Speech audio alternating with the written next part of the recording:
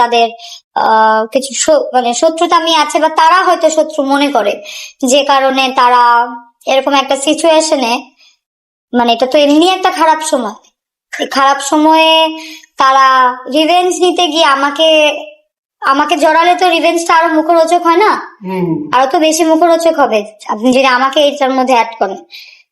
তো আমাকে তারা মানে ভিকটিম করে ফেলছে আর কি। তো তাদের অনেকটা হাত আছে, যে আমি বলবো তাদেরই অনেকটা হাত আছে ম্যাসিভ ভাবে আমাকে যে দোষী করার বিষয়টা এটা আসে। নাম বলতে পারেন স্পেসিফিক? নাম, কারো নাম নিব না, কিন্তু কারা বা কে এটা অনেকেই জানেন। যেখানে নামগুলো বলা প্রয়োজন সেখানে নাম বলবো।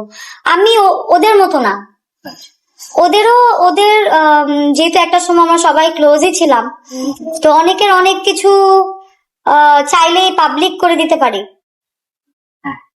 আমার তো আর কিছু নাই, আমাকে তো একদম ডিস্ট্রয় করে দিছে, সোশ্যালি তো আমাকে হ্যারাস করে একদম ডিস্ট্রয় করে দিছে।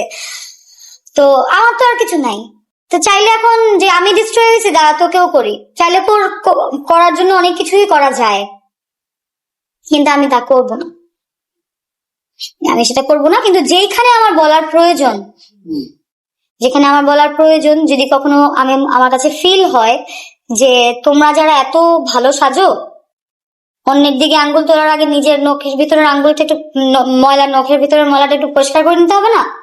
এখনো হ্যারাস করছে আমাকে, হ্যারাসমেন্টের লেভেলটা আস্তে আস্তে বাড়ছে।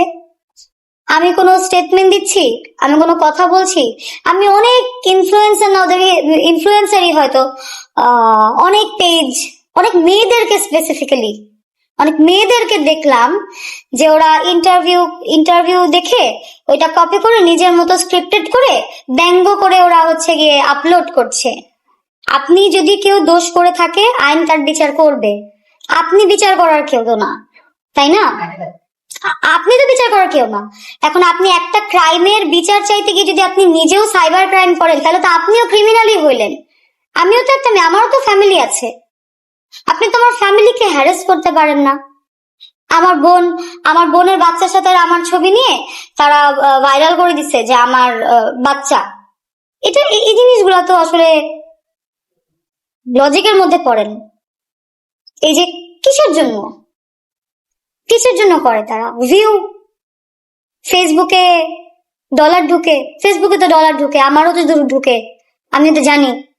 যেহেতু এখন এটা একটা হট টপিক, এটা নিয়ে যত কন্টেন্ট বানাবো তত আমার ভিউ, তত আমার টাকা। মানুষের জীবনের কোনো মূল্যই নাই। যদি সত্যিকারই মানুষের জীবনের মূল্য থাকতো, তাহলে এরকম একটা সিরিয়াস সিচুয়েশনে একে ব্যঙ্গ তাকে ব্যঙ্গ না করে শুধু বিচার চাওয়ার মধ্যেই সীমাবদ্ধ থাকতো। আলভি আর আমারকে নিয়ে যে জীবনের প্রথম গুঞ্জন উঠছে তা তো না।